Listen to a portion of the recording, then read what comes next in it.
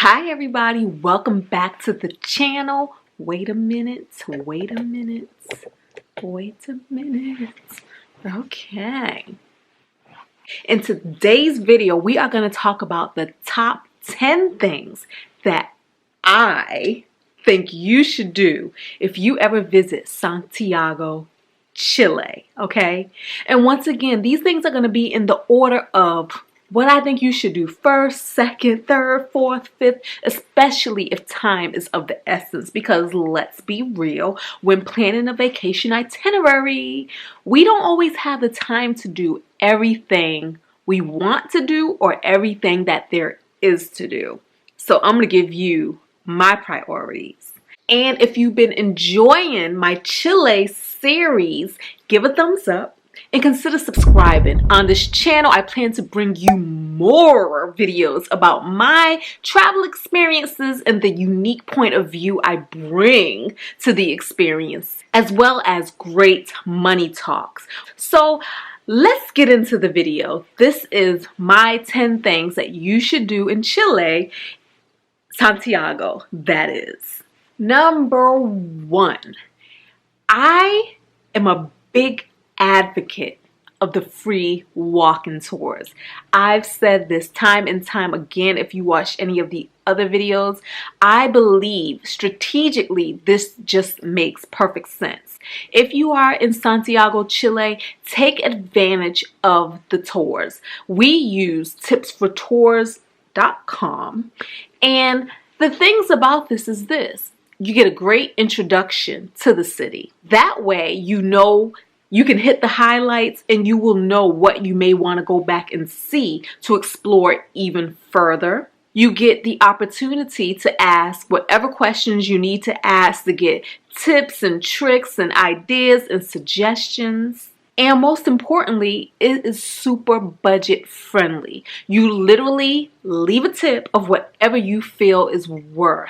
That tip can range anywhere from $1 and beyond. Of course, they'll give you a suggested tip amount, which they should, because I mean, you don't want to do all that work and spend hours. These tours can last anywhere from 2 to 3 hours, and you only get $1 for your time. So a lot of times they give you a suggestion of at least $10, which I think is super fair and super inexpensive. Number 2, the funnest thing we did while we were there in Santiago is we took a cooking class with a chef.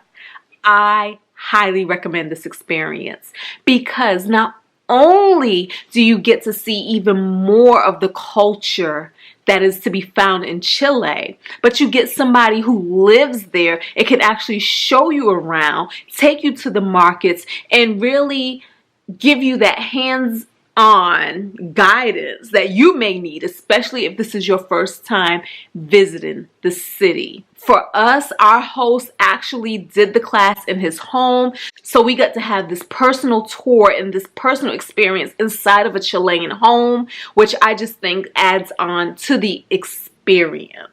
So whether you're into cooking or not, none of it really matters, because more than being a chef, you're more so being a sous chef. I just think that this thing was so enriching that I wouldn't trade it for the world.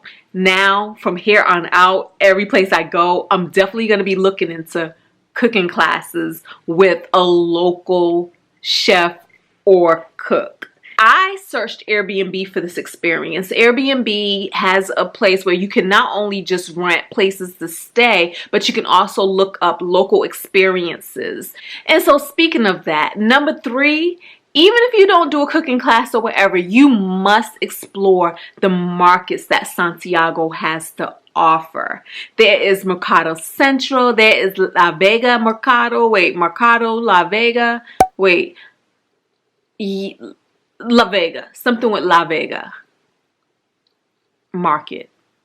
Okay, the vegetable market. There's the meat markets. There's so many local markets in Santiago that they are super worth exploring. Now, let me tell you, when you explore these markets, take your time, walk slow, meander, let all of your senses indulge. One way to get to know a city is getting to know its market. I feel that at times the market can be the heartbeat of the city. Every place that I've explored, every time we go to their markets, we get a different sense of the hustle and the bustle and the pulse of that place.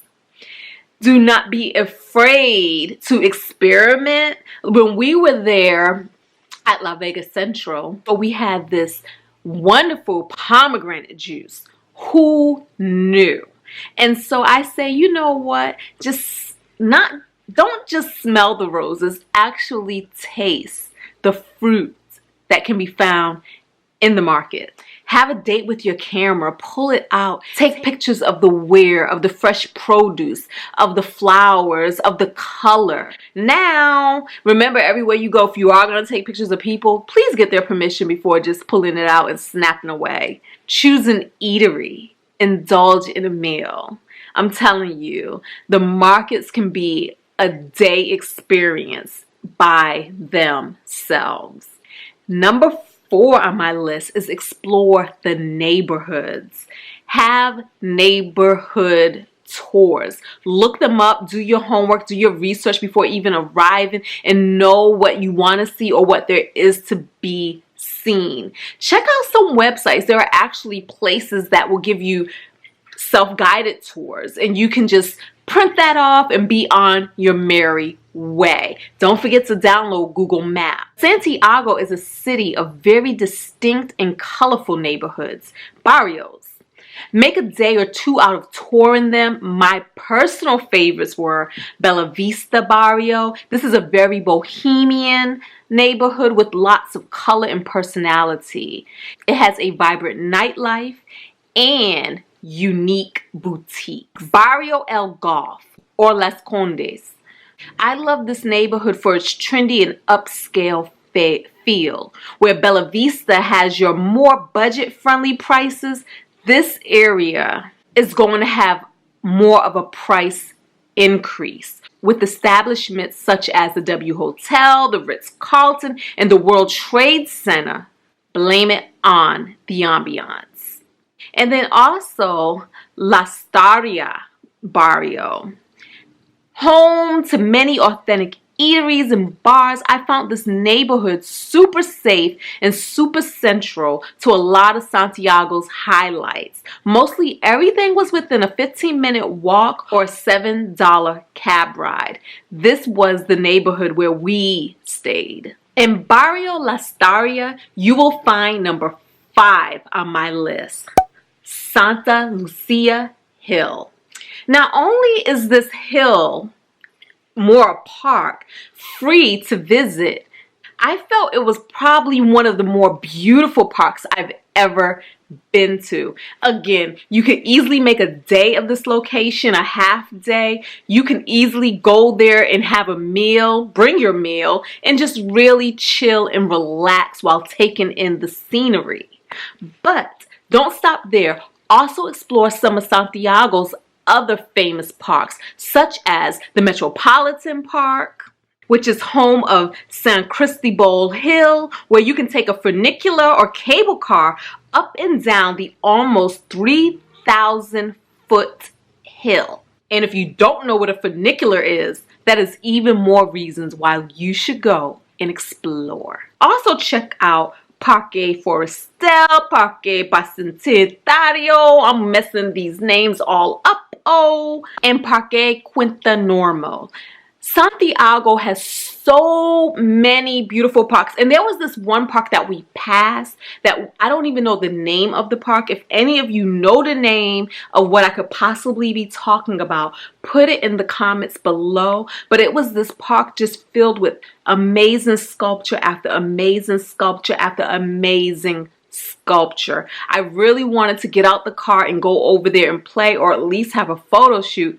But time was of the essence and we were on our way to another location. Number 6 on my list of things to do is to visit some of the more famous eateries. Now, I know that people have this thing against going to touristy places, which I never understood, because let's be real, you're a tourist. Your job is the tour. You only got one job. That's the tour. That's to get to know the city. And so I love touristy places. I do.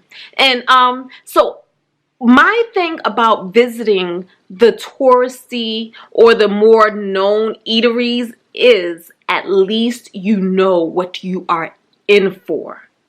Whenever I had the opportunity to explore on my own and try something new or a local place, it would be hit or miss. Unless, of course, that place came highly recommended by somebody who lives there. But until then, I find that trying to find the more touristy place could be an adventure in and of itself, and I am one for adventure. Some of the places I recommend that you put on your treasure hunt map are La Piojera. That is home of the famous terremoto. Check it out. I did an entire video on that location right there. And also check out Jose Ramon, which is known for its famous sandwiches. And last but not least, pay a visit to Emporio Zunino. That is where you're going to find some of the most delicious empanadas that Chile has to offer. Number 7, La Chascona. In the Bella Vista neighborhood, right at the foot of the Metropolitan Park, is Pablo Neruda's Love Shack. Literally. He bought this house for his then mistress at the time. La Chascona means wild or messy or curly, big hair, which was one of the tributes of his love interest. Now, whether you believe in his personal choices or not, I would say at the very least, if you visit this beautifully colorful home, you will find inspiration, especially if you're an artist like Neruda. Number 8, the Costanera Center. Now, this is Latin America's tallest building at almost 1,000 feet or 300, hold on, let me get my meters right, 304 meters tall. This place offers amazing views over the city of Santiago. Now, guess what, guys? I did an entire video about visiting this place. And in the video, I talked about being underwhelmed. And I received a lot of feedback. And a lot of it was so appreciated. Now, I said this in the video. Some of you may have caught it. Some of you may have not caught it. But we went and visited the Costanera Center when we were super tired. We had a long day. We had already crammed in several activities that day. And we were just drained. But we were trying to push it because, again, we didn't have but so much time in the city. And I'm so happy that we did. But I want to share with you guys an email that I received, an email to put this building in better perspective. And I'm going to read this email. I was going through it, and at first I was going to just hit some highlights. But I was like, you know what? I'm going to read the majority of this email because I love great education. And so Alan Santos, thank you so much for taking the time to email me and to give me all these beautiful facts about not just Chile, but about the Costanera Center. All right, guys, y'all ready? Okay, so this is going to be a lesson on earthquakes.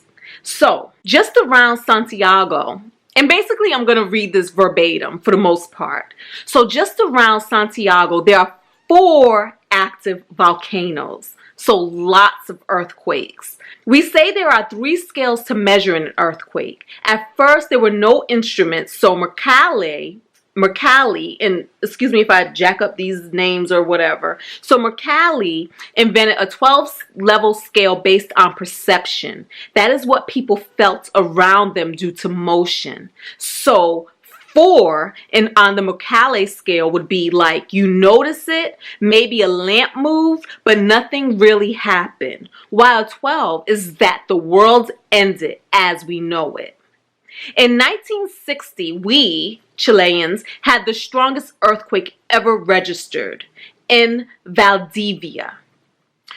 My mother-in-law, and this is Alan's mother-in-law, told me that it lasted about 10 minutes. The ground opened up and people were swallowed and suddenly the ground closed. You could imagine people half buried crying out to be killed, others dead, showing a hand or an arm out of the ground, hoping only that someone found them and gave their bodies to their families. Yes, under Mercalli's scale, it was larger than a 12. It was out of scale. By that time, Mr. Richter was experimenting with a new scale, a logarithmic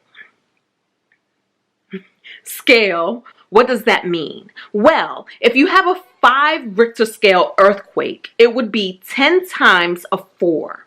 And how much is a 4? Have you ever been on a street and a large truck or a bus goes by and you feel the ground move? That would be something like a 4.5 Richter scale. So when people go crazy when a 30 seconds 5.1 quake, for us, it is just a joke. But there is another scale, the Chilean scale. In Chile, we have an average of 10 earthquakes a day. But there are so many of them, and usually under 4 in Richter scale, that we just don't even mind feeling them. So we have 3 expressions that are basically synonyms, but we use them differently. Seismic movement, which basically is anything under 6 Richter. When you were here, you probably felt a 6 quake. While we were there around 10 p.m. one of the nights, there was an earthquake and we felt like our building. Where were we? Were we on the 7th floor? Were we on the 10th floor? I can't remember what floor we were on. I think we were on the 7th floor, but we did feel our room sway with the earthquake.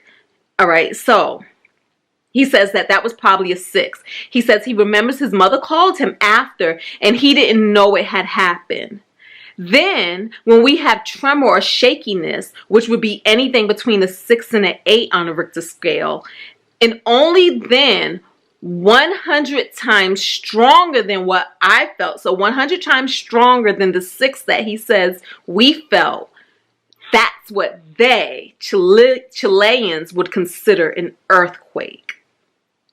So, the issue with our tall building, the Costanera Center, is that construction normative is very strict, and every 2 floors up, there must be 1 floor down. But this building is really an engineering beauty because it doesn't have 30 floors down and it withstands all of our earthquakes. Thank you, thank you, thank you, Mr. Santos, for that lesson. I mean, I hope you guys got it. I mean, that is major. While we were there and we were saying we were underwhelmed and all of that, it's like when you really think about it, it really is impressive because that building at 1,000 feet has to be able to withstand earthquakes. And the fact of the matter is they have about 10 earthquakes a day. Do you know what that does to foundations? Hence, he was saying that with their building code, for every 2 stories up, there has to be 1 story down into the earth. But that building doesn't have that yet. It was built in a way that can withstand nature. So yeah, but thank you so much for caring enough to send me that information and not just becoming offended by, you know, our point of view of the Costanera Center. And I do think that if you guys are going to Santiago, it is worth seeing. And again, we mentioned in a video that there's also 6 floors of mall. Number 9. The Gabriela Mistral Cultural Center, also known as the GAM. Named after Chilean poet who became the first Latin American author to receive the Nobel Prize in Literature. Also, side note, because I didn't even realize this, but her portrait is on the 5,000 peso bill. If I would have known that, I would have kept a 5,000. But I didn't. So just know that. Now let's get back to the GAM. Coming here, not only do you get to experience a free art gallery, but you will also get to see performances of the people expressing pieces of what they are most passionate about. And this could be anything from musical tributes to dancing to poetry to juggling. One of my favorites is Ricardo Mesa's Solidarity Doorknobs. Okay, I totally gave it that name, but for years, these doorknobs or door knockers or door pullers were hung upside down, a symbol of oppression and defeat, until it was recognized that the artist had designed them as fists, proud in the air and a symbol of solidarity and resistance to the powers that tried to keep other human beings down. Okay. So we went through numbers 1 through 9. Let's talk about number 10. All right. So the problem with number 10, and I prepared for this, and I'm just not willing to change it. But the problem with number 10 is it doesn't exist. When we were driving around with our chef, I could have sworn I heard him say, he pointed to a building, a restaurant, actually, Castillo Forestal, and said that they do dine in the dark and it's trendy, but I don't think it's all that great. That's what I heard. That is what I heard. So I thought that it was a dine in the dark experience. You know, the experience where you go in and you eat the food and it's pitch black and you can't see. And I was saying that we should go there because I think it would be so fun. Of course, we ran out of time, but I wrote it on my list because I said, if I ever go back, I want to do that. But I searched and I searched and I searched and I searched and I searched, and I could not find a dine in the dark experience there in Chile. But why is this still on my list? Mainly because I want to transition you over to the next video. So hopefully you enjoyed this video here. Thumbs up, comment below, subscribe if you're not already a member, and let me know if you agree with my 9 things that you must see in Chile. And if I missed anything that you feel should have been on the list, let me know. But until then, check out my next video where I'm going to take you to Vegas, where I really did have a dine in the dark eating experience that I adored, and was hoping that Chile had one of these as well. So until next time, y'all, thank you all for all of your support. Peace.